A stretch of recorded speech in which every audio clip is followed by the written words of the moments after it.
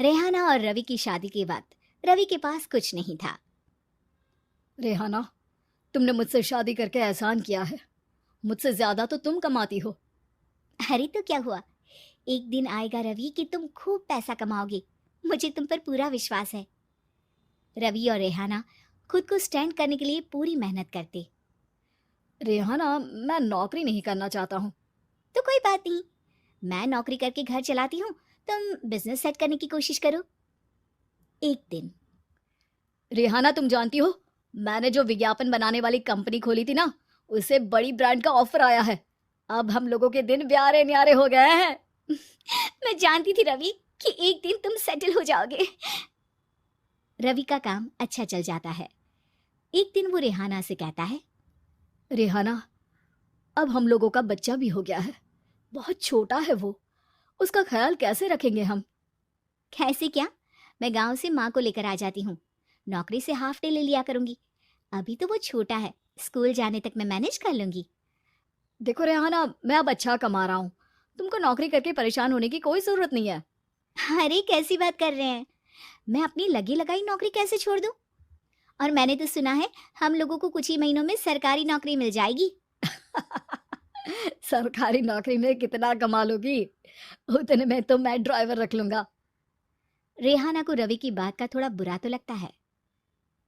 कम से कम मेरी नौकरी की इतनी बेइज्जती मत करो। भूल गए, इसी नौकरी के बदौलत तुमने अपना बिजनेस खड़ा किया है।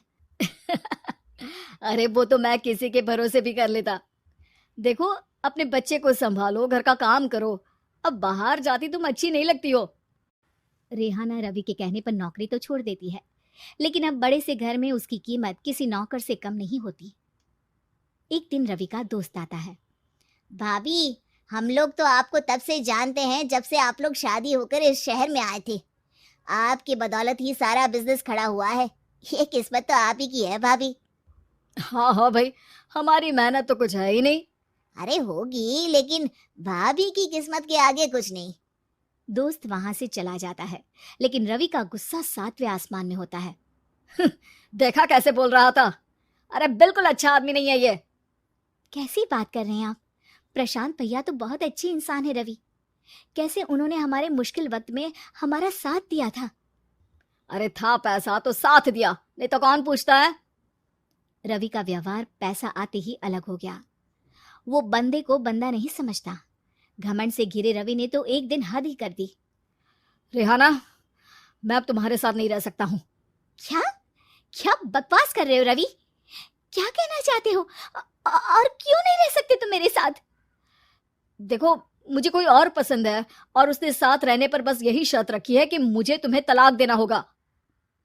रेहाना, जो कि एक स्वावलंबी महिला थी, उसने बिना देर किए रवि को कह दिया, कोई इश्यू नहीं, मुझे पैकिंग में 4 दिन का वक्त लगेगा, लेकिन तब तक मैं तुम्हारे साथ नहीं रहूंगी। 4 दिन के लिए तुम कहीं और शिफ्ट हो जाओ, मैं घर से निकलूंगी तो बता दूंगी। रवि घर छोड़कर चला जाता है। रेहाना को दुख होता है, वो रोती है, लेकिन व्यवहार से स्ट्रांग रेहाना को पति के वापस आने का और उसे सबक सिखाने का पूरा भरोसा था। फिर एक दिन, अरे शुशिका, कब शादी करोगे तुम मुझसे? यार मैंने तो सोचा था तुम शादी से पहले मुझे विदेश लेकर जाओगे, महंगी कार दिलाओगे।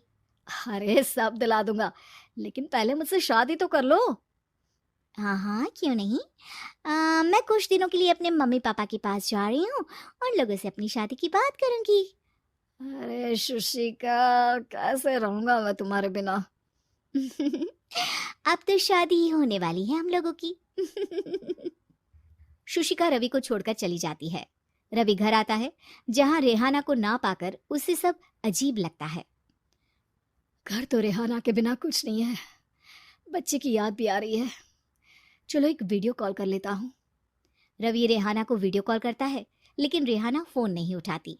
रात को सोते वक्त मन कर रहा है मुन्ने को गले लगा लूं। चलो कोई ना, शुशिका से शादी के बाद मेरे और भी बच्चे होंगे। अगले दिन रवि ऑफिस जाता है, जहां टीना खड़ी होती है। सर, आपने अपने नए ऐड के लिए मॉडल की रिक्वायरमेंट डाली थी ना, मैं उसी के लिए आई हूँ। रवि टीना को देखकर खुश हो जाता है। अब शादी हो गई है तुम्हारी? नहीं सर, बस अच्छा सा हैंडसम और अमीर लड़का देख रहे हैं मेरे मम्मी पापा। रवि के दिमाग से तो टीना को देखकर शुशिका का ख्याल भी खत्म हो जाता है। अरे यार, ये लड़की मिल जाए कितनी सुंदर है। शुशिका तो इसके आगे कुछ नहीं है। क्या तुम्हें ऐसा नहीं लगता कि मुझसे मिलकर तुम्हारी ये खोज खत्म हो गई है? आप तो 2 बच्चों की पापा लग रहे हैं। अरे नहीं नहीं, मेरी शादी तो हुई थी, लेकिन बीवी को किसी और से प्यार था, मुझे छोड़कर चली गई। खैर, टीना की दोस्ती रवि से हो जाती है, लेकिन 1 महीने बाद शुशिका रवि के पास वापस आती है। मेरे मम्मी पापा तुमसे मिलना चाहते हैं, लेकिन उन लोगों को ये मत बताना कि तुम पहले से शादीशुदा हो, और हाँ, शादी से पहले अपनी सारी प्रॉपर्टी तुमको मेरे नाम करनी होगी। अरे पागल, अब मैं तुमसे शादी ही नहीं करना चाहता। भला ऐसी लालची औरत से कौन शादी करेगा? तभी वहां टीना आ जाती है। रवि, ये पागल सी औरत कौन है? देखो, तुमने ही कह दिया ना पागल, तो पागल ही है। पता नहीं कौन है, कह रही है शादी कर लो, लेकिन शादी से पहले अपनी सारी प्रॉपर्टी मेरे नाम कर दो। बोल तो सही रही है। वैसे तुम जानती हो, मेरी एक सहेली है, उसके पति ने उसे पैसा आते ही छोड़ दिया, जबकि उसको खड़ा करने वाली ही मेरी सहेली थी। और मुझे भी भरोसा नहीं है। अगर मैं भी तुमसे शादी करूंगी तो तभी जब तुम मेरे नाम अपनी सारी प्रॉपर्टी कर दोगे। अरे हाँ हाँ, क्यों नहीं, बिल्कुल कर दूंगा। रवि और टीना की शादी की तारीख तय हो जाती है। वो अपनी सारी प्रॉपर्टी के कागज लेकर शादी वाली जगह पर पहुंचता है, लेकिन वहां टीना आती नहीं। रवि टीना को मैसेज करता है, कहाँ हो? सॉरी, मैं तुमसे शादी नहीं कर सकती, मुझे तुमसे भी ज्यादा पैसे वाला मिल गया। रवि को गुस्सा आ जाता है। वो गुस्से से सारा डेकोरेशन तोड़ रहा होता है कि वहां रेहाना आ जाती है। सर, क्या हो गया? क्या डेकोरेशन पसंद नहीं आई आपको? तुम यहाँ क्या कर रही हो? मैं यहाँ की डेकोरेटर हूँ। क्या आपको पसंद नहीं आई यहाँ की सजावट? रवि दौड़कर रेहाना के गले लग जाता है। मुझे माफ कर दो रेहाना।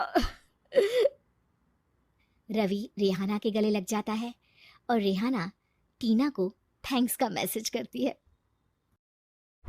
उम्मीद है कि आपको हमारी ये कहानी पसंद आई होगी। कृपया हमारे चैनल को सब्सक्राइब करें और सभी अपडेट्स के लिए बेल आइकन जरूर क्लिक करें। और हाँ, वीडियो लाइक और शेयर करना मत भूलिएगा। Bye bye.